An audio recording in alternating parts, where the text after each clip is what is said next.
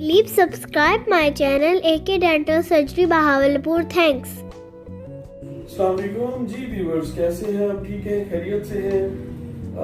आज का हमारा जो टॉपिक है वो आपने सुना ही होगा कि जैसे जैसे एज बढ़ती है हमें अक्ल आ जाती है। जी हाँ, तो आज का हमारा टॉपिक भी अक्ल से रिलेटेड है, अक्ल दाढ़ से रिलेटेड है, जिसे हम विजडम टूथ भी कहते हैं और आम जुबान में उसे अक्ल दाढ़ भी कहा जाता है। लेकिन एक बात आप माइंड में क्लियर कर लें कि अगर आप ये सोचते हैं कि इसका कोई अक्ल से लेना देना है तो ऐसा कुछ नहीं है। एक्चुअल वजह ये है कि तकरीबन जब आप मैच्योर हो जाते हैं 17 से 21 साल की उम्र में ये दाढ़ें अमूमन आती हैं, इसलिए इसको विजडम टूथ या उर्फ आम में अक्ल दाढ़ कहते हैं। अब अक्ल दाढ़ें हैं कितनी? अक्ल दाढ़ें, पहली बात यह है कि सबसे आखिर में आने वाली दाढ़ें हैं और ये 4 होती हैं, 2 ऊपर राइट और लेफ्ट, 2 नीचे राइट और लेफ्ट। चीज एक सवाल होता है कि अक्सर आप डेंटिस्ट के पास जाते हैं तो वो कहते हैं कि जी आपकी जो अक्ल दाढ़ है वो इम्पैक्टेड है। तो मैं आपको बताऊं कि इम्पैक्टेड का मतलब ये है कि आपकी दाढ़ जो है वो हड्डी के अंदर फंस चुकी है, दांत और हड्डी के दरमियान में इतनी स्पेस नहीं है कि वो बाहर निकल सके, तो उसे इम्पैक्टेड कहते हैं। या वो गम्स के अंदर फंस जाती है कई दफा बोन में, और कई दफा गम्स और बोन में 50-50। जैसे जैसे टाइम गुजरता जा रहा है हमारे जो डाइट है उसमें काफी फर्क आ गया है। पहले हमारी जो डाइट होती थी वो कच्ची सब्जियां होती थी, ज्यादा फ्रूट्स होते थे, उसकी वजह से हमारे जो जाज हैं, हम गन्ने बहुत खाया करते थे, हमारे जो बुजुर्ग हैं वो बहुत गन्ने खाया करते थे, शुगर केन।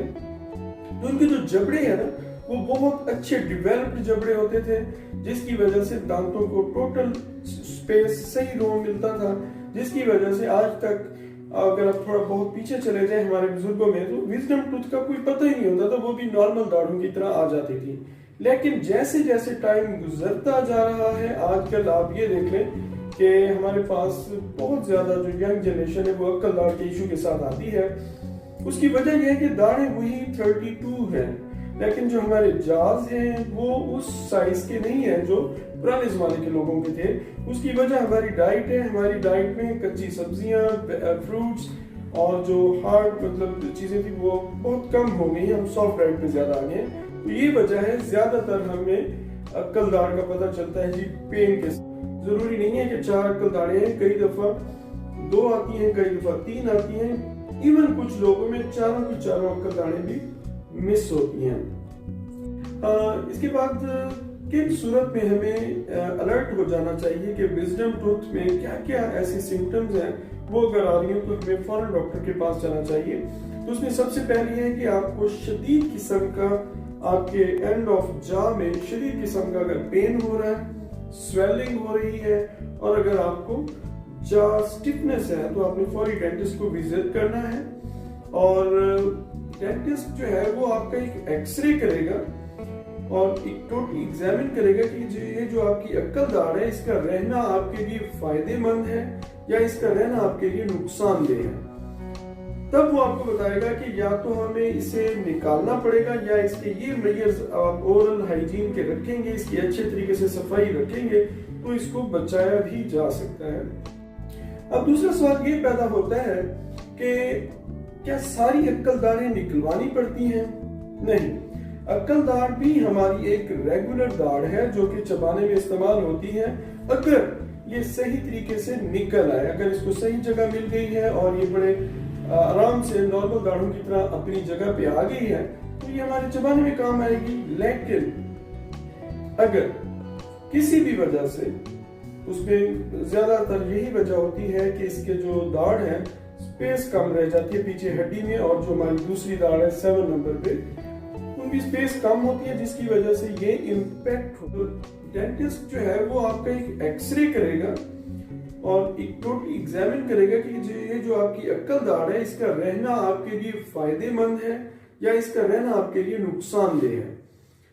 तब वो आपको बताएगा कि या तो हमें इसे निकालना पड़ेगा या इसके ये मेजर्स आप ओरल हाइजीन के रखेंगे, इसकी अच्छे तरीके से सफाई रखेंगे तो इसको बचाया भी जा सकता है।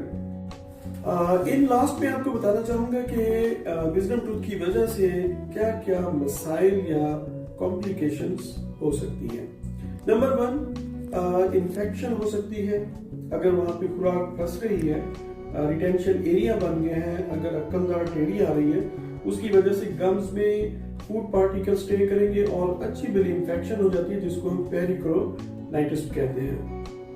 नंबर 2, जो नियर बाई टीथ है, खुराक फंसने की वजह से उसको कीड़ा लग सकता है और वो डैमेज हो सकता है। आपकी अक्कलदाढ़ आई ही नहीं है तो लाजमी फिर भी डेंटिस्ट को विजिट करें अगर आपकी एज 17 से 21 साल से ऊपर हो गई है, क्योंकि अगर ये विजडम टूथ नहीं आता, एक तो मिसिंग हो गया वो तो एक अलग बात है कि सीधे से आपकी विजडम टूथ मौजूद ही नहीं है, वो एक अलग चीज है। ऐसा भी हो जाता है, ये भी नॉर्मल है।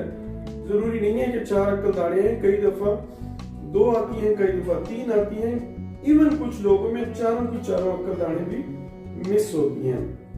लेकिन अगर एक्सरे में नजर आता है कि आपकी अक्कलदाढ़ नीचे हड्डी के अंदर मौजूद है और वो इरप्ट नहीं हो रही, उसका रहना ज्यादा खतरनाक है, क्योंकि वो सिस्ट बन सकता है, वो ट्यूमर बन सकता है। तो ऐसी सूरत में भी हमें विजडम टूथ को ज्यादा बेहतर यही होता है निकलवा देना चाहिए या फिर फॉलो अप रखना चाहिए। आप डेंटिस्ट को विजिट करते चेक करवाते रहें कि कोई उसमें ऐसी चेंजेस तो नहीं आ रही। Please subscribe my channel AK Dental Surgery Bahawalpur. Thanks.